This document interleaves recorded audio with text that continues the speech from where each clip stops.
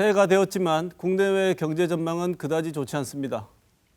미중 무역 분쟁을 봉합하려는 움직임이 있지만 미국과 이란 간 갈등이 불거지면서 경제의 불확실성을 높이고 있습니다. 특히 전 세계 경제 성장률이 정체되면서 한국 경제가 저성장의 늪으로 빠질 것이라는 우려도 커지고 있습니다. 오늘 이슈 인사이드에서는 지난주 정치 부분에 이어 올 한 해 경제 상황을 전망해보는 시간을 마련했습니다. 먼저 오늘 나와주신 두 분 패널 소개해드리겠습니다.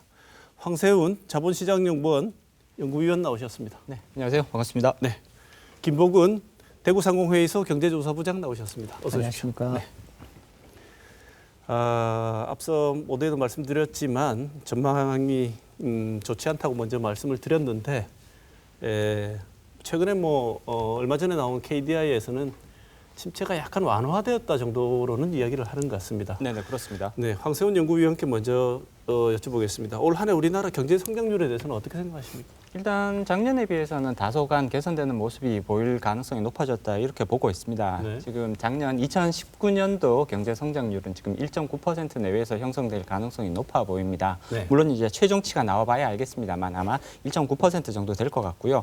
올해 경제 성장률은 이것보다 약간 개선된 2.1% 정도로 지금 예상을 하고 있습니다.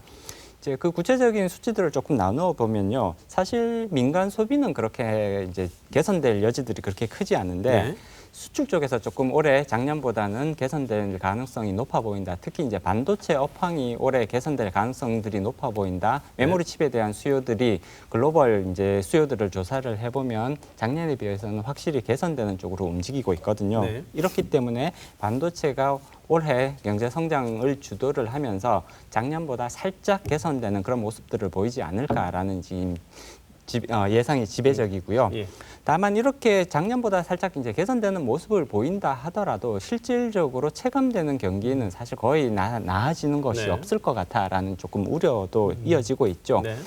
경기 회복이 특정 업종에 의해서 조금 집중되는 현상들이 나타나고 있거든요. 네. 반도체를 중심으로 한 IT 업종의 경제 성장률이 집중되다 보니까 나머지 업종에서는 사실상 개선되는 그런 효과를 느끼기가 굉장히 어려운, 따라서 대부분의 국민들은 사실 경제 성장률을 조금 개선되는 모습이 보인다고 하는데 실질적으로 달라지는 건 뭔지 나는 잘 잘 모르겠다. 모르겠다. 네. 뭐 이런 느낌이 올해도 이어질 수밖에 없지 않을까라고 보고 나아진다고 있습니다. 하더라도 따뜻한 곳만 좀 따뜻하고. 그렇습니다. 굉장히 국지적으로만 따뜻해지는 네.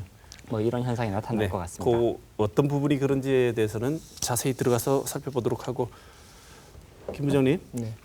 우리 궁금한 거는 우리나라도 궁금하지만 우리 시청자 입장에서는 우리 지역 경제 정말 궁금합니다. 올해 우리 지역 상황 어떻습니까? 이제 새해도 맞이하고 해서 네. 좀 시민분들이나 이렇게 좀 좋고 희망적인 얘기를 많이 말씀을 드려야 되는데 네, 현실은 좀 그러지 못해서 좀 죄송하고 안타깝고 합니다. 네, 아마 그 지난 2017년도 하반기 정도부터 이제 경기 어떤 나빠지는 그런 게 좀 명확하게 이렇게 드러난 것 같은데요. 그때 이후로 이렇게 뚜렷하게 상승하지 못하고 그 안 좋은 흐름이 올해도 아마 이어질 것으로 제주로 보고 있습니다. 네, 그리고 올해는 그런 것을 뭔가 이렇게 확 끌어올릴 수 있는 그런 특별한 모멘텀이 아직 없는 상황이고요. 네, 업종별로도 잠시 이제 살펴보면은 방금 저희 황 박사님께서 말씀하셨지만은 국가 전체로 보면 이제 반도체 어떤 업종 화학에 대한 기대가 있는데 네, 솔직히 지역은 그쪽하고 좀 큰 상관이 없습니다. 네. 예, 주력 업종이라고 할 수 있는 자동차 부품이나 기계금속 그리고 섬유 같은 쪽도 여전히 이제 지난해와 마찬가지로 이제 생산 부진이라는 건 지속이 좀 가속될 것 네. 같고요. 그리고 또 수출하는 쪽이 조금 다소 나아질 그 기미가 있기는 하지만 이게 느낄 만큼 그렇게 이제 될 체감적으로는 정도는 그렇죠. 아니다. 그 감소세가 조금 약간 감소하더라도 그게 느낄 만큼 그렇게 강한 그런 걸 주지 못할 것 같습니다. 그리고 이제 경기라고 하면 아무래도 이제 건설업 같은 게 영향을 많이 주는데 네, 몇 년 전부터 어려울 때도 건설업은 조금 지역을 뜻받치는 힘을 했었는데 네, 이 부동산 가격 상승과는 좀 별개로 지난해부터 이제 수주나 수주액이라든지 뭐 착공 허가 시즌에서 이미 좀 하향 곡선을 그리고 있습니다. 네. 그리고 이제 아무래도 제조업이 안 좋다 보니까 소비 심리가 저하되고 그에 따라서 이제 이 영향을 받는 도소매업이나 뭐 유통 서비스업도 전체적으로 좋지 않다고 할 수 있겠습니다. 이렇게 좀 전체적으로 좀 좋지 않은 그 1년이 예상이 되고요. 이제 경제 성장률을 말씀하셨는데 지역의 성장률은 아마 그 우리나라에서 예상하는 성장보다는 조금 낮을 걸로 지금 기관들에서 나오고 있습니다. 네. 2.2% 약간 플러스 마이너스 되는 그런 정도로 지금 예상을 많이 하는 것 같습니다. 네.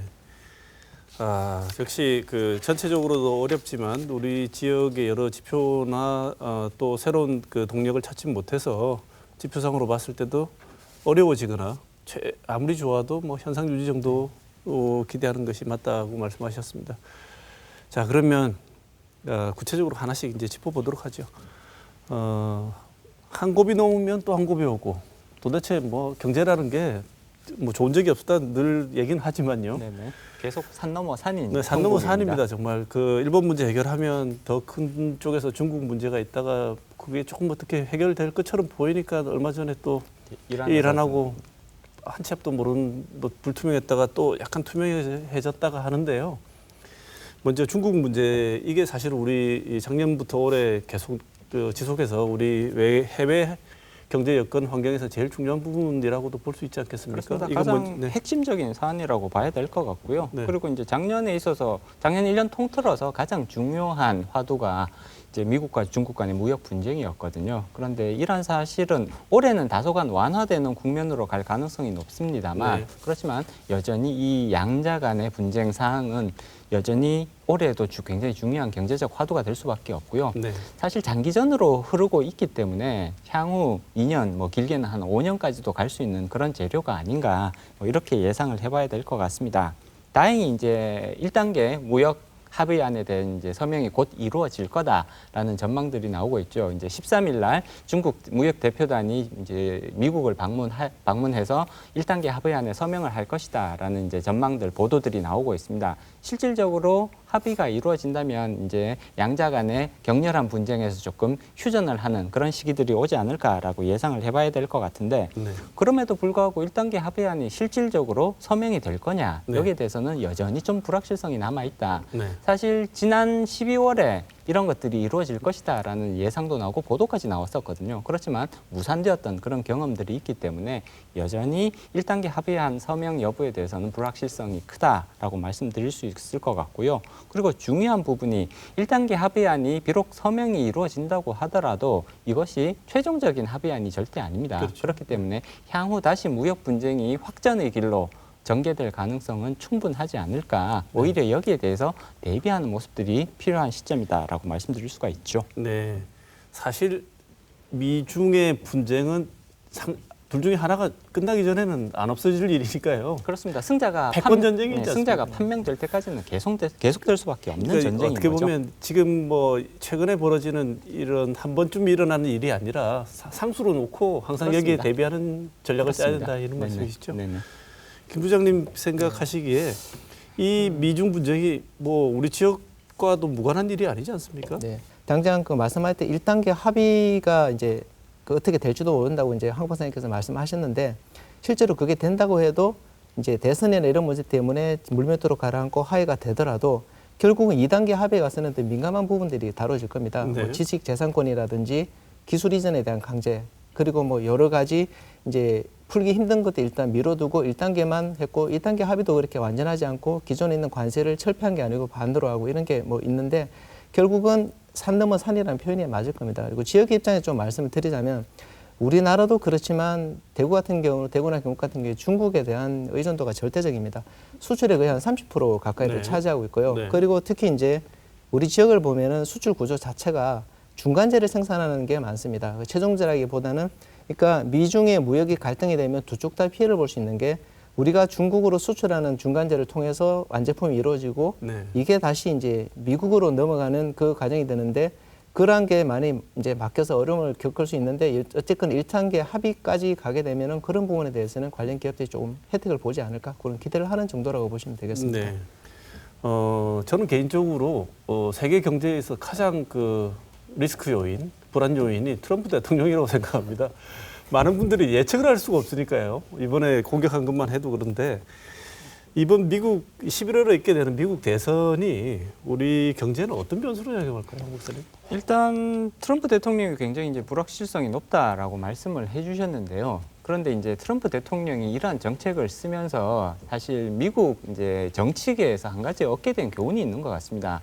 어떻게 좀 조금 예측성이 떨어지고 불확실해 보인다고 하더라도 아메리카 퍼스트를 내세우게 되면 미국 국민으로부터 굉장히 큰 인기를 얻을 수 있다라는 거는 트럼프 대통령이 굉장히 확실하게 보여주고 있거든요. 네. 그렇기 때문에 지금 11월에 이제 대선이 치러질 예정인데 이 대선에서는 민주당이든 공화당이든 사실 굉장히 비슷한 노선을 가져갈 가능성이 높아졌다는 거죠. 다시 말해서 이제 11월 대선에서 트럼프 대통령이 재선에 성공하든 혹은 민주당에서 새로운 대통령이 당선이 되든 이 여부와는 상관없이 현재의 아메리카 퍼스트라는 이 노선 자체가 유지될 가능성은 상당히 높다고 볼 수 있습니다. 그렇기 네. 때문에 한국 경제에 유의적인 차이를 가져오기는 조금 어렵지 않을까라고 전망을 해봐야 될 것 같고요. 특히나 이러한 전망에 이제 힘이 실리는 부분은 민주당에서도 예를 들어 이제 대통령이 민주당으로 넘어가게 되어서 새로운 대통령이 나온다고 하더라도 트럼프 대통령과 유사한 방식의 대중국 정책을 계속해서 가져갈 가능성은 상당히 높다고 볼 수가 있습니다. 사실 우리 경제가 가장 크게 영향을 받는 것이 미국과 중국 간의 어떠한 경제적 관계가 네. 이제 앞으로 전개가 되느냐가 사실 우리 경제에 가장 큰 영향을 미치게 되는데 이 부분에 있어서는 민주당과 공화당의 그러한 스탠스가 굉장히 비슷하기 때문에 사실 안타깝게도 이런 부분에 있어서는 약간 조금 우울한 전망이 나올 수밖에 없다는 거죠. 지금 미국 이란 갈등은 어떻게 보십니까? 두 국가 간에 전면전이 일어날지 말지를 결정하는 국가는 사실 이란이 아니라 미국이라고 볼 수가 있습니다. 네. 이란은 미국과의 전면전을 벌일 여력이 절대 될 수가 없죠. 없거든요. 크게 이제 세 가지 정도의 이유인데요. 이란은 핵무기를 보유한 국가가 아닙니다. 그렇기 때문에 전면전으로 가게 되면 오히려 일방적으로 이제 쉽게 말하면 일방적으로 수세에 몰리는 그런 가능성이 높기 네. 때문에 스스로 전면전을 일으킬 그렇죠. 가능성 상당히 낮은 거고요. 그리고 예전 같으면 석유 패권이 굉장히 중요한 영향력을 행사를 하거든요. 네. 중동에서 석유 공급이 원활하지 않으면 이게 전 세계로 그 영향이 넘어가게 되었었는데 셰일가스 혁명이 일어나면서 그 석유 패권이 중동이 아니라 점차 미국으로 미국. 넘어오고 있다라는 점. 따라서 미국이 이란과의 전면전이 일어나도 그렇게 크게 문제가 되지 않을 것이라는 자신감을 가지게 되었던 거죠. 네. 그렇기 때문에 이 전쟁, 그러니까 전면전이 일어날지 말지는 이란에 의해서 결정되는 것이 아니라 미국에 의해서 결정되는 것이다라는 사실 금융시장도 이러한 부분을 정확히 알고 이해를 있기 때문에. 하고 네. 이해를 하고 있습니다. 그렇기 때문에 이러한 군사적 대치가 일시적으로 고조되는 상황에서도 조금 환율이라든지 혹은 주식시장이라든지 이런 부분들이 생각보다는 안정적으로 흘러갈 수 있었던 이유가 바로 여기에 있다는 것이죠. 네. 그래서 뭐 전 세계가 사실 트럼프 입만 보고 있지 않았습니까? 그렇습니다. 한 대 더 때릴지 네네. 어떻게 때릴지 보고 있었는데 때리지는 않겠다. 손으로는 안 때리고 그냥 경제 경제적인 문제로 수단을 먹고 사는 문제로 동원하겠다. 제재를 하겠다 했는데 네네. 사실은 그게 이란한테 더 무서운 얘기라고 하더라고요. 그렇습니다. 훨씬 더 뼈아픈 방식인 거죠. 네. 그래서 지금 처음에 이란 사태가 이렇게 조금 더 이렇게 격화되기 전에 많은 전문가들이 올해 국제 유가 상한선을 60달러 정도로 예상한다는 말을 제가 들었는데요. 네네.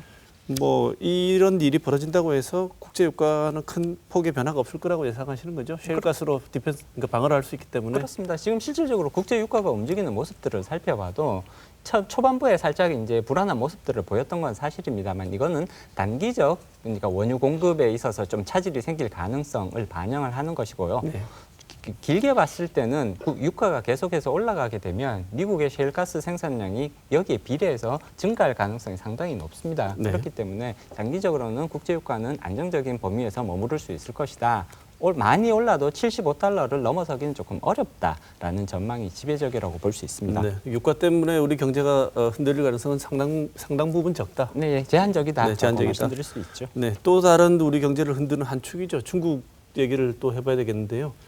중국은 아까 김 부장님 말씀하셨다시피 우리 지역 경제도 밀접한 영향을 미치고 있는 국가 아니겠습니까? 네. 중국이 성장률이 올해는 예년만 못할 것이다. 그리고 좀 떨어지는 속도가 완만하지 않고 연착륙이 아니라 경착륙이 될 가능성이 상당하다. 이런 예측들이 있습니다. 먼저 우리 지역 경제와 비교해 봤을 때 중국의 이런 경제 성장률 저하 또는 경착륙 경향이 어떤 영향을 미칠까요? 그건 아마 근데 지역적인 부분보다는 이제 큰 전체적인 부분을 봐야 될 것 같습니다. 그 앞서도 말씀드렸지만 지역하고 국가를 막론하고 중국에 대한 의존도가 굉장히 높은 게 우리나라 경제 구조고요. 특히 수출 같은 경우에는 앞서도 말씀드렸지만 30% 정도까지 이제 밀접하게 관련이 되어 있습니다. 그래서 만약에 이게 중국이 혹시라도 저 개인적으로는 뭐 그렇게까지 급진적으로 하락을 갖지는 않은데 네. 이게 경착륙 수준을 논할 정도까지 이렇게 하락을 한다면은 이게 워낙에 밀접하기 때문에 다른 곳과 달리 시차가 없이 우리나라건 우리 지역이건 그 영향을 받을 걸로 저는 생각을 합니다. 네. 그래서 이제 이게 현대경제연구원에서 나온 자료를 제가 한번 찾아봤었는데요. 네. 예, 중국의 만약 경제 성장률이 1%포인트 하락을 하면은 우리나라 수출 증가율이 1.6%포인트 정도 하락하는 영향을 온다고, 그리고 경제 성장률도 0.5%포인트 하락한다고 이제 네. 그렇게 합니다. 이는 뭐 우리 꼭 지역을 얘기를 하지 않더라도 지역 같은 경우에도 이제 아까 말씀드린 자동차 부품이나 여러 가지 뭐 부분에 있어서 중국과 뗄래야 뗄 수 없는 현재 상황입니다. 뭐 그래서 이런 일이 일어나서는 안 될 거고요. 그 개인적으로는 이제 아직까지는 중국이 정부가 이렇게 통제하고 컨트롤할 수 있는 부분을 넘어서서 경착륙이라고 말할 것까지는 오지 않지 않을까. 네. 그러니까 물론 급작스러운 대변수가 발생해서 그 정도 쇼크를 올 수는 있지만 그런 특별한 경우를 아니고는 그냥 조금 이렇게 떨어지는. 근데 문제는 경착륙이 오지 않는다고 해서 이게 하락을 안 하는 것이 아니고 이렇게 속도가 완만하지 급박하진 않지만 계속 지속해서 떨어질 거라고 봅니다. 네. 그래서 지역 경제도 분명히 여기에 절대적 영향을 받아서 앞서 말씀드린 뭔가 돌파구를 찾기 더 힘든 상황으로 중국 때 내몰리지 않을까 그렇게 생각하고 있습니다. 중국의 영향력이 우리한테 계속 부정적으로 특히 지역에 작용할 가능성이 많다고 하는 네. 쪽으로 말씀을 해주셨는데, 네, 그러면 아까 처음에 우리가 짚어본 것처럼 우리가 상황이 안 좋다고 해도 다 한꺼번에 다 안 좋고 한꺼번에 좋고 이런 게 아니라 우리 산업 중에도 부분별로 어떤 부분은 좀 나을 수가 있고 어떤 부분은 좀 더 힘들 수가 있는데요. 지난해 우리 미중 무역 갈등, 그다음에 한일 관계 악화 등으로 이렇게 조금 여러 가지 이 파도를 넘어왔는데 올해 국내 산업계 그리고 우리 김 부장님께는 우리 지역의 어떤 또 산업별로 업종별로 또 전망이 좀 다를 수 있을 것 같은데 네네. 업종별 전망을 한번 해볼까 싶습니다.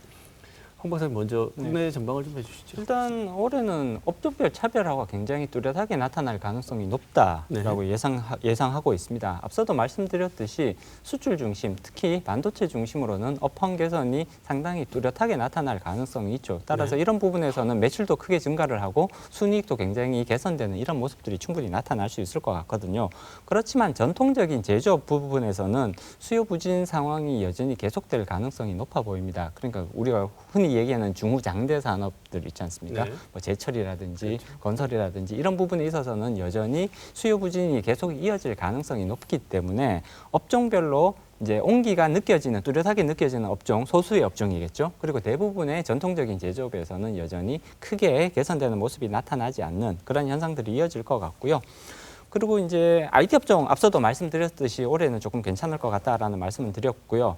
그다음에 일부 이제 의학 바이오, 이제 작년까지 의학 바이오에 대해서 굉장히 여러 가지 사건들이 많이 터졌습니다. 그래서 여기에서 이제 버블이 많이 꺼졌다, 내지는 기대가 많이 줄어들었다라고 말씀하시는 분들도 계시지만, 그렇지만 여전히 의학 바이오 업종에서 실질적으로 그 신약 개발에 성공한 케이스들, 실질적으로 매출 증가를 가져올 수 있는 그런 임상 실험에 성공한 케이스에 대해서는 여전히 업황 개선의 가능성이 상당히 높지 않을까. 네. 성장의 가능성도 그렇기 때문에 충분하다. 그다음에 마지막으로 이제 하이테크의 영역에서 미래형 자동차 산업이라든지 이제 요즘 이제 그 하늘을 나르는 그런 자동차 뭐 이런 거에 대한 관심들이 증가하고 있잖아요. 네. 그래서 미래 자동차 산업이라든지 혹은 대체 에너지 산업 이런 영역에서는 성장세가 나타날 가능성들이 뭐 꽤 있어 보인다, 이렇게 전망해 볼 수 있을 것 같습니다. 네. 우리 지역은 어떻게 했습니까?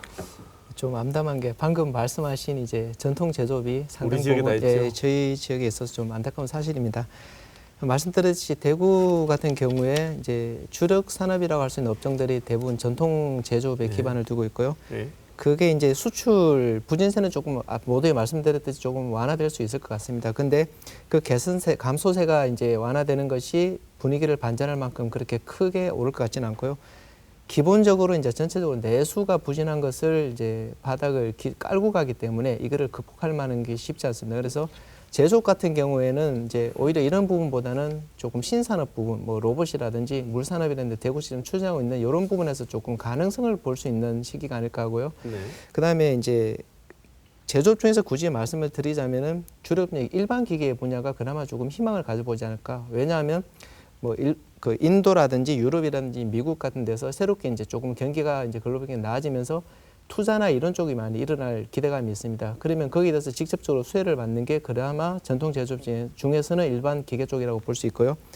건설업 같은 경우에는 솔직히 좋지가 않습니다. 그러니까 계속 안 좋긴 하지만 그래도 조금 희망을 찾아보자면 정부에서 이제 SOC라든지 네. 이런 부분에 대해서 집중적으로 이제 공공주택이라든지 해서 집중 투자하겠다는 지금 방침을 밝히고 있기 때문에 그 어떤 혜택을 좀 받아서 반등에 좀 빌면 어떤 전환점으로 삼았으면 하는 게 제 바람입니다. 상공회의소에서 대구 상공회의소에서 이제 분기별로 경기 전망이라고 조사를 하고 있습니다. 네. 전망을 보는데, 그러니까 올해 1, 4분기에 대해서 전망치가 나온 게 제조업이 65, 건설업이 76이 나왔습니다. 네. 이건 어떻게 해석을 하면 되냐 하면 기준치를 100으로 봤을 때 100보다 이게 낮으면은 지난 분기보다 더 좋아지지 않을 거라고 보는 응답이 많은 거고, 이 반대면은 더 좋아질 거라고 보는 응답이 많은 건데, 그러니까 기업인들 자체도 작년보다 그렇게 딱히 나아지지 않는 거로 예상하고 있다고 이해를 하시면 될 것 같습니다. 네. 대기업은 그나마 좀 낫지 않습니까? 네. 여기 우리가 좀 따뜻하다는 데가 대기업은 반도체 중심으로 하는 삼성이나 이런 네, 대기업은 따뜻한 곳은 따뜻하고 이제 대기업, 그다음에 네. 수출을 많이 하는 기업, 뭐 네. 이런 쪽으로는 이제 조금 온기가 느껴질 수 있는 가능성이 높고요. 규모 나머지 좋고 대기업도 전통적이고. 이제 내수에 집중하는 대기업은 상대적으로 조금 소외될 가능성이 높고요. 네. 그리고 중소기업들은 대체로 조금 어렵다. 어렵다라고 네. 볼 수가 있습니다. 뭐 정부에서는 최근 그 고용 지표가 좋아졌다고 자꾸 얘기를 합니다. 좋아졌다고 얘기를 하고 이게 대통령께서도 그걸 말씀을 하시면서 많은 비난, 반쪽의 비난에 직면하셨죠. 제정신이신가 이런 비판부터 해가지고 많은 비판이 있었는데 실제 지표로 보면 지수가 올라가 있는 건 사실인데 이 지표의 질이 문제입니다. 그렇습니다. 고용 지표가 올라가 있긴 한데 이 지표가 20대, 40대 고용률은 떨어지고 60대 정부가 만들어낸 공공근로 자리는 많아져서 취업 지표는 올라갔지만 그 취업률 자체의 질이 엄청나게 안 좋다는 지적들이 좀 있습니다. 그거를 반증하듯이 그걸 보여주듯이 10월부터 올해 3월까지 기업 채용 계획위는 앞으로 얼마를 뽑겠다는 인원이 10년 만에 최저치라고 합니다. 이 고용 부진의 근본적인 원인이 뭐라고 보십니까, 홍 박사님? 크게 이제 두 가지 원인을 짚어볼 수가 있겠죠. 이제 저성장 기조가 이어지고 있다라는 점이 가장 중요한 원인 중에 하나라고 볼 수 있습니다. 저성장 기조, 그러니까 기업들이 물건을 만들어도 사실 잘 안 팔린다라는 네. 거잖아요. 그렇기 때문에 생산 활동을 활발하게 벌이기가 어렵고 그렇다 보면 당연히 인력 수요도 줄어들 수밖에 없는 거죠. 채용을 주저하게 만드는 굉장히 중요한 이유가 드는 것 같습니다. 그리고 또 한 가지가 사실은 생산 기술의 발전이 아주 빠른 속도로 이루어지고 있다는 네. 거죠. 지금 AI라든지 자동화 기술, 그다음에 이제 뭐 요즘 스마트 팩토리 뭐 이런 얘기도 많이 나오고 있잖아요. 네. 생산에 이제 인력이 필요하는, 예전 같았으면 많은 인력이 필요했을 텐데 뭐 서비스 활동도 마찬가지인 거고요. 네. 그런 이제 생산 내지는 서비스 활동에 인력이 필요한 부분은 점점 줄어들고 있는 상황이고, 이것이 기계라든지 프로그램이라든지 혹은 인공지능에 의해서 자꾸 대체가 되다 보니까 동일한 양의 생산품을 위해서 필요한 사람의 숫자가 갈수록 줄어들 수밖에 없는 네. 상황인 거거든요. 저성장 기조 플러스 이렇게 자동화 내지는 AI에 의한 대체, 이런 것들이 맞물리다 보니까 기업들은 채용에 대한 수요가 점점 떨어질 수밖에 없는 상황으로 가고 있는 것 같습니다. 네. 여기서 조금 이제 한 단계 더 나아가면은 그 노동 환경이 많이 변했습니다. 네. 아시다시피 이제 최저임금이 급격하게 상승을 했고, 그리고 주 52시간이 올해 이제 수행되고 올해부터 이제 그 확대가 되는데, 여기에 대해서 기업들이 굉장히 부담감을 가집니다. 예를 들어서 이제 고용을 하면은 우리나라 같은 경우에는 고용 시장의 유연성이 그렇게 높지가 않습니다. 네. 그래서 뭔가 이거에 고용을 했는데 상황이 변해서 뭔가 안 좋아졌을 때 이거를 어떻게 뭐 조절할 수 있는 능력이 없습니다. 그래서 점점점 보수적으로 접근을 하게 되고 네. 이렇게 고용 상황이 더 나빠지는 것 같습니다. 이거는 업종하고 상관없이 그냥 다 그렇게 되는 것 같습니다. 네. 일각에서 들리는 아주 그 비판적인 얘기를 액면 그대로 말씀드리면 최저임금 52시간 노동은 최소한의 조건이 갖춰져야지 작동하는 구조 아니겠습니까? 네. 고용이 돼야지 가능한 얘기죠. 고용이 안 되면 최저임금은 상관이 없는 얘기고 52시간 노동도 고용이 안 됐는데 아무 소용이 없지 않습니까? 그럼 고용률이 떨어지거나 고용할 기회가 없이 되는 이유가 이것 때문이라면 오히려 이 좋은 취지에서 도입한 이 제도가 실효성을 잃고 있다는 얘기인데 홍 박사님 이건 어떻게 생각하십니까? 일단 소득주도 성장이라고 하면 이제 소득은 사실 경제학적인 측면에서 평가를 해보자면 네. 성장의 동인으로 작용할 가능성은 상대적으로 좀 떨어지는 요소라고 볼 수가 있습니다. 경제학적인 측면에서는 우리가 국가 경제가 성장하기 위해서는 사실 세 가지가 중요하다 그러거든요. 얼마만큼 우리가 고도의 숙련된 인력을 가지고 있느냐. 네. 그리고 또 한 가지가 우리가 얼마만큼 생산이나 서비스에 필요한 여러 가지 설비 시설들을 가지고 있느냐. 네. 그리고 이런 것들을 효율적으로 활용할 수 있는 기술 수준을 가지고 있느냐. 이 세 가지가 사실은 경제 성장에 있어서 가장 핵심적인 사안이라고 볼 수 있는 거거든요. 그렇기 때문에 여기에는 사실 이렇게 뭐 소득 주도 성장이 이제 지금 지지하고 있는 최저임금이라든지 혹은 주 52시간제 근무 뭐 이런 것과는 사실 직접적인 연결고리는 조금 떨어진다고 볼 수가 있죠. 네. 오히려 최저임금이라든지 혹은 근로시간제도 이런 부분들은 부의 재분배적인 성격이 오히려 더 강한 것이 아니냐. 네. 그렇게 해석해 볼 수 있을 것 같습니다. 네. 그러니까요. 부를 재분배하는 장치는 있는데 작동을 잘 안 하면 취지하고 작동이 잘 안 되고 있다는 현장 목소리들이 많다는 게 사실은 참 우려되는 상황이죠. 두 분 계속 말씀하셨지만 신산업 육성해야 된다. 새로운 블루오션을 찾아야 된다. 이런 거 하려고 하는데 일각에서는 또 뭐 규제가 너무 많아가지고 기존 시스템을 제어하는 규제가 작동을 해버리면 새로운 영역이나 서비스를 새로 접근시키는데 굉장히 이 방해 요소가 된다. 이래서 규제 때문에 새로운 산업을 만들어 나가는데 국가가 오히려 도움을 주지 못하고 있다. 이렇게 얘기하는 분들도 있는데 여기에 대해서는 이런 갈등 기존 산업과 여러 가지 있지 않습니까? 기존 택시업계부터 뭐 타다까지 갈등들이 있는데 이런 것들을 어떻게 해결해야 될지 지역에서는 또 이런 문제가 구체적으로 발생하는 게 있다면 어떤 게 있는지 말씀 좀 해주시죠. 지역에서는 아직 명확하게 드러나지 않고 단지 이제 카카오 택시 같은 경우는 네. 조금 뭐 출범에 따라 문제가 있었는데요. 이제 그거를 논하기 전에 이제 규제에 관해서는 정부에서도 많이 관심을 가집니다. 그래서 규제 샌드박스라든지 뭐 투자 헬프데스크, 옴부즈만 같은 여러 이제 제도를 내고 또 시행을 하고 있는데 문제는 이제 경제나 이쪽에서 산업계에서 이런 것이 문제가 있다라고 도와달라고 규제를 해달라고 하면 그게 검토를 거치고 다시 이게 해결이 되고 이 법안이 제도화되는데 굉장히 많은 시간이 필요합니다. 그래서 그 기간 동안을 이제 적응하기가 힘든 거고 아까 대표적으로 아마 지역에도 비슷한 게 있지만 타다 말씀하셨는데 타다가 이제 그런 게 대표적인 게 아닌가 싶습니다. 이 유사한 사례를 보면 많이 언급되는 게 그 예전에 처음 자동차가 생겼을 때 영국의 그 붉은 깃발법이라는 게 있었습니다. 뭐 아시는 시장님도 계시겠지만은 이제 마차 산업이 굉장히 큰 부분을 차지하는데 자동차라는 새로운 이제 기술이 들어서니까 시장이 침범이 되니까 이거를 보호하기 위해서 정부가 이제 붉은 깃발을 든 사람을 앞에 자동차 앞에 내서 마차를 초월하지 못하게 하는 어쩌면 지금 생각하면 좀 황당한 상황일 수 있는데 그렇죠. 그게 그 당시로 생각해 보면 굉장히 절박한 입장이었을 네. 겁니다. 이게 마차 산업의 차지한 규모가 굉장히 크기 때문에 이걸 일순간에 이거를 규제를 풀어버리면 이제 문제가 되니까 이게 타다 같은 경우에도 보듯이 지금 우리나라 정부도 비슷한 입장이 아닐까 생각을 합니다. 네. 다행히 이제 이런 걸 해결하기 위해서 올해 이제 정부가 경제 정책에 이런 걸 내놓은 게 있습니다.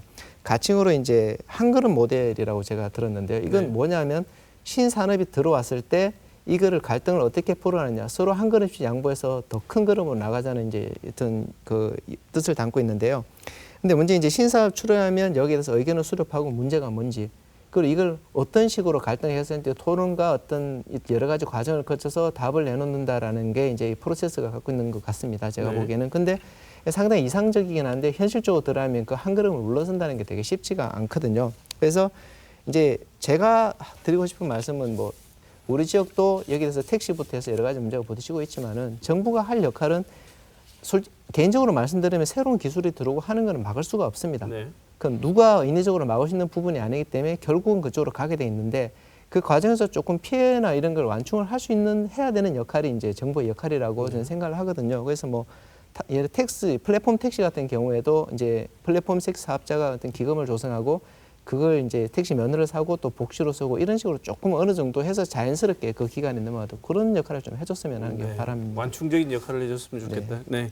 어떤 신기술이 들어온다고 하더라도 신기술이 새롭게 혁명적으로 들어오던 시기에는 이런 기존 서비스의 극심한 저항들은 뭐 역사적으로 늘 있던 갈등 일이니까요. 관계는 어쩔 수 없는 부분이죠. 네. 그렇기 때문에 정부의 역할이라면 역시 앞서 김 부장님께서도 말씀해 주셨듯이 그런 갈등에서 이제 피해자, 희생자들이 나타날 수 있거든요. 네. 이런 부분에 대해서 어떻게 사회 안전망들을 강화해 나갈 수 있느냐 이런 부분들이 사실 가장 중요하지 않을까 싶습니다. 네. 마무리로 두 분 짧게 우리 경제 체질 개선과 산업 활력 제고를 위해서 이 말씀 하나는 던지고 싶다는 말씀 있으면 짧게 마지막으로 마무리 말씀해 주시죠. 김 부장님 먼저 하시겠습니다. 지금 경제 발전에서 굉장히 중요한 축이 하나가 기업입니다. 근데 언젠가부터 이제 이 기업이 존경받지 못하면서 기업인들 사기가 많이 떨어져 있습니다. 요즘 많이 언론에 많이 이렇게 인용이 되는 부분이 있는데 제가 몸담고 있는 대구 상공회의소 이자 회장님께서 전국 경제인 신년 인사에서 건배사를 하신 게 많이 언론에 언급이 되고 있습니다. 내용이 뭐냐면 규제를 풀어서 이제 경제를 이끌기 위해서는 더불어 기업인의 사기를 살려서 투자가 일어나게 하고 그게 국가 발전에 이어진다고 하면서 건배사 구호를 기업이 국가다라고 하셨거든요. 근데 이 말에 대해서 분명히 찬성하시는 분도 있고 약간 아니라고 생각하시는 분도 계실 건데 적어도 이 말이 왜 나오는지 정도는 시민 여러분들께서 좀 한번 의미를 한번 생각해 봐주시면 감사하겠습니다. 네. 홍 박사님. 네, 경제 체질 개선은 앞으로 우리 생존을 위해서는 굉장히 중요한 부분이라고 볼 수가 있습니다. 그리고 여기서 가장 중요한 부분이 역시나 이제 신성장 산업을 육성할 수 있을 것이냐에 관련된 부분이라고 볼 수가 있죠. 신성장 기업이 나오려면 결국은 산업 규제를 어떤 식으로 완화할 것이냐, 진입 규제와 가격 결정에 관련된 그런 규제들을 어떻게 풀어갈 것이냐에 대한 고민이 조금 집중될 필요성이 있지 않을까 싶고요. 그런 과정에서 나타날 수 있는 사회 소외계층, 약자계층에 대한 사회 안전망의 강화, 이러한 부분에 대한 배려도 반드시 필요하다. 이렇게 요약해 볼 수 있을 것 같습니다. 네. 먹고 사는 문제 해결하지 않고 국가가 어떤 화려한 슬로건이나 정책적인 목표, 도덕적인 지향성을 얘기한다 해도 설득력은 없습니다. 먹고 사는 문제를 걱정 없이 할 수 있도록 많은 영역에서 다 같이 노력해 주시기 부탁드리고 오늘 두 분 말씀 감사드립니다. 고맙습니다. 네, 감사합니다. 고맙습니다.